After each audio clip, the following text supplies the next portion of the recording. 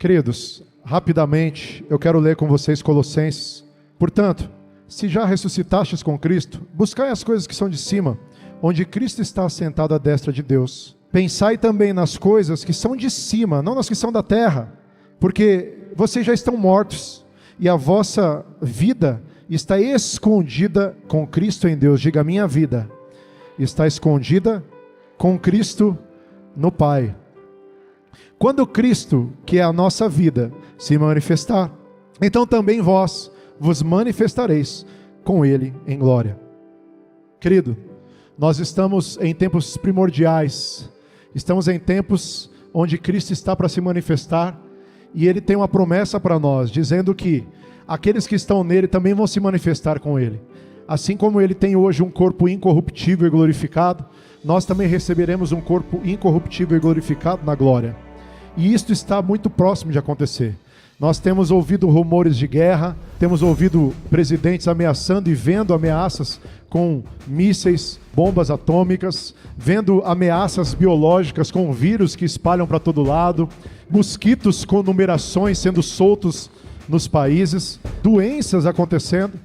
E o que eu fico mais assustado não é com tudo isso, porque tudo isso já estava avisado pelo nosso Senhor.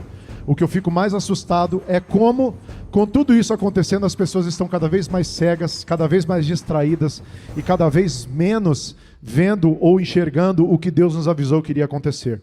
Mas existe um povo aqui que decidiu ouvir a palavra de Deus em nome de Jesus. E se vós que já estáis em Cristo, nós que já morremos com Cristo e estamos agora ressuscitando, essas mulheres que já morreram com Cristo e agora estão ressurretas diante do Senhor, vão viver uma nova vida, que vivam uma nova vida com Cristo. Daqui para frente, doravante, é tudo diferente, esquecendo das coisas desse mundo e pensando nas coisas do alto em nome de Jesus. E essa é a minha mensagem simples hoje para você que está aqui. É decidir viver uma vida em Cristo, pensando nas coisas do alto e deixando cada vez mais as coisas desse mundo, deixando cada vez mais para trás, pedindo para Deus: olha Deus, por favor, agora faça com que todo o brilho do mundo saia da minha vida e eu possa começar a viver uma vida em Cristo. Por isso nós temos esse testemunho de vida, por isso o exemplo tem arrastado milhares de pessoas, por isso as nossas casas, os nossos filhos amam ao Senhor, por isso tem gente cruzando o oceano para voltar para o nosso meio. Não é porque nós somos melhores do que ninguém, não. É porque nós decidimos viver uma vida tão em Cristo que até os nossos filhos amam a obra. Eu nunca precisei dar uma ordem para os meus filhos trabalharem na obra. Eu nunca precisei dar uma ordem para os meus filhos obedecerem aos pastores. Eles são filhos do bispo, mas na verdade eles são filhos de Deus. E eles amam essa obra. E como nós somos uma igreja de família, que ama a família, nós temos dedicado as nossas vidas e as nossas famílias ao Senhor. Essa é a igreja dos nossos filhos. Nós não participamos de um culto e falamos para os nossos filhos. Nós queremos que os nossos filhos cultuem conosco. Nós ensinamos os nossos filhos que a coisa mais importante da vida deles não é uma herança financeira que nós podemos deixar, mas é a herança dessa igreja. Nós cuidamos desse lugar com unhas e dentes, porque nós queremos que a mesma qualidade que é apresentada a nós de serviço ao Senhor chegue aos nossos filhos e eles possam ser ensinados da mesma forma que nós somos ensinados. Essa é a igreja dos meus filhos, é a igreja da minha filha de 21, é a igreja da minha filha de quase 15, é a igreja do meu filho de 7. Essa é a igreja onde eles têm líderes para se inspirar, tem líderes para dar bronca, tem líderes para exortar, tem líderes para direcionar, onde eles têm líderes próximos a eles, com a idade deles ou próxima deles, que decidiram optar por uma vida em Cristo. E essa vida simples de um evangelho sem religião, simplesmente um evangelho de serviço a Deus, ela tem nos trazido uma completude em Cristo. Durante muito tempo eu fui crente religioso. A Bíblia fala de 2 tipos de crente. Existe um tipo de crente que é igual ao diabo. A Bíblia fala que o diabo, que Satanás é crente. A Bíblia fala que ele crê e treme. Tem crente que nem treme. Ou seja, Satanás é melhor crente do que muito crente. Mas a Bíblia fala também de um crente bom, um crente bereano, que examina as Escrituras em tudo que faz, que não só ouve o que eu estou falando aqui, mas que examina as Escrituras, que lê as Escrituras em casa, que medita dia e noite e que pensa nas coisas do alto. É esse tipo de crente que nós queremos e optamos por ser em nome de Jesus. Quem recebe essa palavra?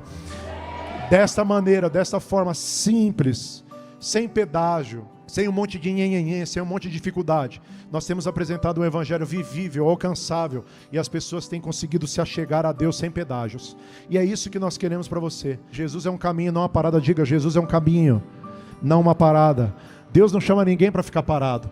Da mesma forma que nós estamos correndo a corrida, porque Ele nos chamou para correr a corrida e não para andar a andada, nós estamos apresentando esse evangelho que nos foi proposto, essa carreira que nos foi proposta, galgando degraus e subindo patamares, porque quem pula degraus não alcança patamares. E estamos chegando aos dias finais. Jesus virá para nos buscar, está breve, Ele está voltando, está quase agora, e como eu gostaria que fosse agora, em nome de Jesus, como eu gostaria que a gente sumisse daqui em nome de Jesus, como eu prego todas as vezes, esperando que Jesus rasgue os céus, como eu olho para os céus todos os dias, esperando que Jesus rasgue os céus, porque eu sei que a nossa pátria vindoura será muito melhor do que essa, e é por essa pátria que nós lutamos, movidos pela eternidade em nome de Jesus. Só quem é movido pela eternidade, faz um pouco de barulho e coloca um som nessa casa.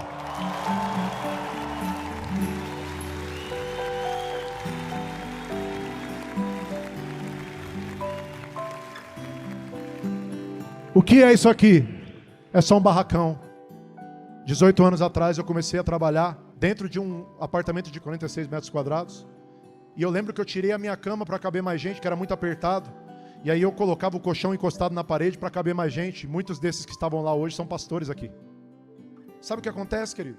Nós entendemos e somos a prova viva de que fazer de verdade e crer no que está fazendo em Cristo vale a pena.